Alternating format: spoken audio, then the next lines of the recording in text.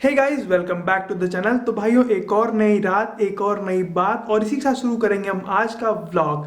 और भाइयों, आप सभी लोगों को मेरी तरफ से हैप्पी प्रपोज दिवस। आज प्रपोज दिवस की आप सभी लोगों को ढेर सारी शुभकामनाएं, और हम भगवान से दुआ करेंगे कि जितने भी सीरियस लवर्स हैं उन सबका लग जाए, बाकी सबका कट जाए।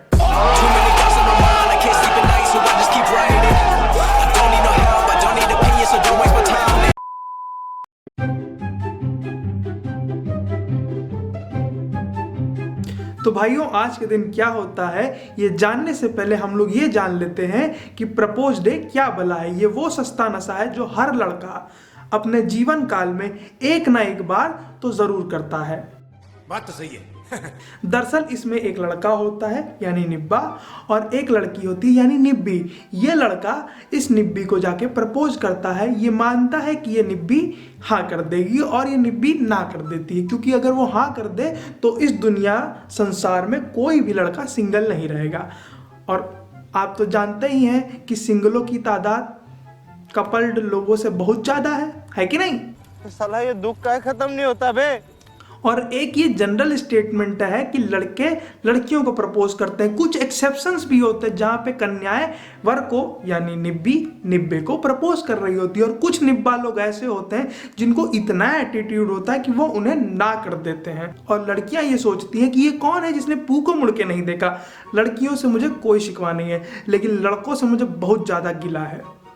सिकवा गिला, सिकवा गिला, सिकवा राइमिंग हो गया। लड़के इतने एटीट्यूड में काहे रहते हैं? नहीं, तुमको किस बात का एटीट्यूड है बे?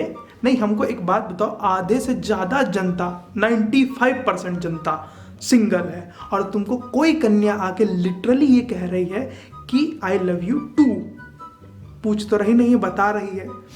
तो तुमको कोई अधिकार नहीं बनता उस कन्या का दिल तोड़ने का, क्योंकि यहाँ पे बहुत सारे लोग के दिल जुड़े ही नहीं है, तो टूटेंगे कैसे? मगर इन जैसे नमूनों की वजह से हम जैसे बच्चों का भविष्य खराब होता है, लेकिन इनको कैसे समझाया जाए? खैर, आज के दिन जो सबसे ज़्यादा दुखी होता है वो होती हैं कन्याएं, क्योंकि उनके पास इतने प्रपोजल आए होते हैं, मतलब लिटरली इतने प्रपोजल आए होते हैं कि हद नहीं।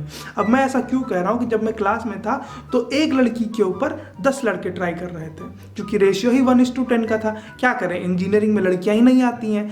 अब भाई यहाँ परिस्थिति ये है कि लड़के जब प्रपोज करते हैं तो ये मान लेते हैं कि लड़की हाँ कर देगी, लेकिन 10 के 10 को तो हाँ नहीं किया जा सकता। और इस पर्टिकुलर केस में एक को भी हाँ नहीं किया जाता है। उसके पीछे का कारण ये है कि ये सारे जंगल से भागे हुए भूत नहीं, ये जेल से भागे हुए जंगली जानवर हैं। मतलब इनकी शक्ल देख लो तो ये बिना नहाए, दाढ़ी बिना कटाए, मुंह उठाए, कच्छा पहने चले आते हैं, और ये एक्सपेक्टेशन के साथ आते हैं कि नहीं निब्बी हाँ कर देगी। लेकिन कैसे कर देगी भाई? खुद सोचो, अपनी शक्ल जाके शीशे में देखो, तुम्हें लिटरली भूत देख के डर के भाग जाएगा। इतने डरावने तो तुम लोग कभी कभी लगते हो। भाई दाढ़ी कटवा लिया करो, देखो हमने कटवाई है।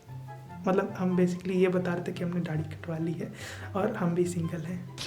साले का खोपड़ी तोड़ साले का। और आज के दिन सबसे ज़्यादा डरती हैं लड़कियां, क्योंकि इनको वो व्यक्ति प्रपोज कर रहे होते हैं जिनको ये अपना अच्छा मित्र मानती है, और उसमें भी जो इनका परम मित्र यानी बेस्ट फ्रेंड फॉरएवर होता है वो इनको आके प्रपोज कर रहा होता है। ये नमूना इतना बीप होता है, ये लिटरली इस बात को साबित कर रहा होता है कि एक बंदा और एक बंदी दोस्त नहीं हो सकते। एक लड़का लड़की कभी दोस्त नहीं होते। अब हर बेस्ट फ्रेंड हमारी जैसा तो हो नहीं सकता, मतलब हमारी भी एक बेस्टी फ्रेंड ही है, मतलब एक बहुत अच्छी सी बेस्ट फ्रेंड है वो हमारी। तो अब अभी इन फ्यूचर वो हमको प्रपोज मार दे तो हम उसकी गारंटी नहीं ले सकते, लेकिन हम भाई अपनी इंटीग्रिटी अबे जल्दी बोल, कल सुबह पनवेल निकल। अपनी सीमा, गरिमा, रेखा सब कुछ मेंटेन करके रखते हैं। मतलब समझ रहे होगे आप हमारी भावनाओं को। और आज का वीडियो समाप्त नहीं हुआ है अभी। आज के दिन वो हुआ जो हम कभी सोच भी नहीं सकते थे। आज के दिन हमारे बेस्ट फ्रेंड की एक्स उसको मैसेज करती है और कहती है हैप्पी प्रपोज डे जी। नहीं, मतलब इसका क्या अर्थ है? नहीं, हमको मालूम है कि इसका मीनिंग क्या है, लेकिन क्या है इसका मीनिंग? अरे कहना क्या चाहते हो? हम समझ नहीं पा रहे हैं। मतलब तुम गई थी फिर आ गई, जाओगी आओगी। हमारा बेस्ट फ्रेंड क्या तुम्हें लकड़ी का लट्ठा दिखता है कि तुम आरी लेके आओगी और काट के चली जाओगी? नहीं, क्या चाहती क्या हो तुम जाओ आओ। हमारा बेस्ट फ्रेंड आदमी नहीं है, रेलवे स्टेशन है कि एक बार जाओगी फिर आओगी, फिर जाओगी फिर आओगी। मतलब तुम रुलाओ हम चुपाएं, तुम रुलाओ हम चुपाएं। हमारी जिंदगी ससुरी भसड़ मच चुकी है, ये रुलाएगी हम चुपाएंगे, ये रुलाएगी हम चुपाएंगे। हमारी जिंदगी का नाश करे बैठी हो, हम क्या करें तुम्हारा। तुम्हारी शक्ल चुड़ैल जैसी है, मतलब इतनी डरावनी हो तुम कि चुड़ैल लिटरली देख के तुम्हें भाग जाए। तुम नहाती तक तो हो नहीं और हमारे बेस्ट फ्रेंड का काट के चल देती हो, काहे। और कहानी भाई साहब समाप्त नहीं होती यहाँ पे, वो आएगी काट के जाएगी, वो रुलाएगी हम चुपाएंगे। कभी कभी तो हम झल्ला जाएंगे, गुस्सा आ जाएंगे, हम उसको बोलेंगे कि साले एक बात बताओ, तुमको पता है कि वो आएगी काट के चली जाएगी, तुमको वो रुलाएगी हम चुपाएंगे, हमारी जिंदगी झंड होगा, तुमको समझ में नहीं आता है। तो कहता भाई तुम छुपा नहीं सकते हो। आई एम लाइक डूड, तू बचपन से मेरा दोस्त नहीं होता ना तो मैंने तुझे डिसोन कर दिया होता अब तक, मगर क्या करूं, मार भी नहीं सकता तुझे, छोटा भाई जो है तू मेरा। कंट्रोल।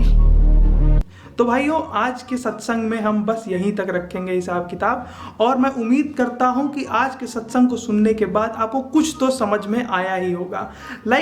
इंसान को कौन से डायरेक्शन में जाना है इसका फैसला उसी इंसान को करना है, लेकिन इसका मतलब ये नहीं है कि कुआं दिख रहा है तो कूदे, बाल्टी डाल के पानी निकाले, नहाए और कट लें।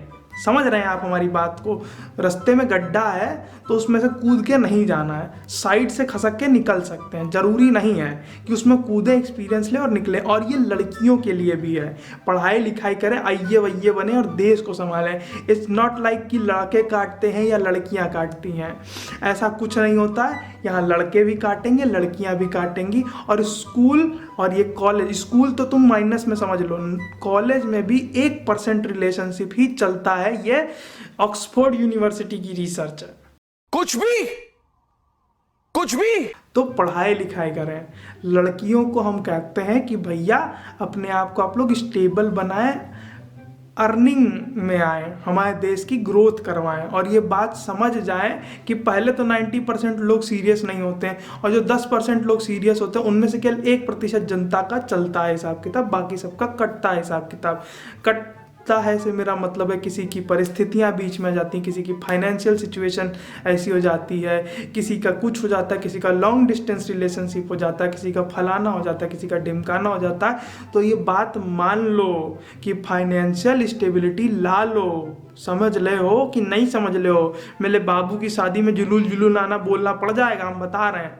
तुम्हारी शादी नहीं हो पाएगी ऐसे कभी भी। और अपने माँ बाप के ऊपर भरोसा रखो। तुम नहीं ढूंढ पाओगे, हमें पता है, क्योंकि हम भी नहीं ढूंढ पा रहे हैं। इट्स लाइक ठीक है, I can understand you, we can relate. तो हमारे माँ बाप जो होते हैं वो अच्छा सा ढूंढ के लाएंगे, क्योंकि हमको हमारी अम्मा पे बहुत भरोसा है। लिटरली हम आंख बंद करके अपनी अम्मा पे भरोसा करते हैं। बट वो अलग बात है, मम्मी ने बोला है, कुछ टर्म्स एंड कंडीशन रखी हैं, वो हम उस पर कभी और चर्चा करेंगे। लेकिन ये बात आप लोग को समझनी चाहिए कि पढ़ाई लिखाई पे ध्यान देना चाहिए। ठीक है, आज की वीडियो को हम बस यहीं रखेंगे। अगर आपको कुछ भी समझ में आया तो लाइक, कमेंट, शेयर और सब्सक्राइब का बटन दबा देना, समझे। मैं मिलूंगा आपको अगले वीडियो में। हाँ जी, मिलेंगे, गारंटी के साथ मिलेंगे। सब्सक्राइब कर लेना, हम बोल रहे हैं सब्सक्राइब का बटन दबाओ। हम बार बार कह रहे हैं, हम परेशान हो गए, हमारा दिमाग खराब हो गया, तमाजी सटकली हो गई है, समझ रहे हो। कुछ दिन बाद हम पगला जाएंगे, तो सब्सक्राइब का बटन दबाओ। टिल देन, जय हिंद, peace out, bye bye, never give up, see you letter.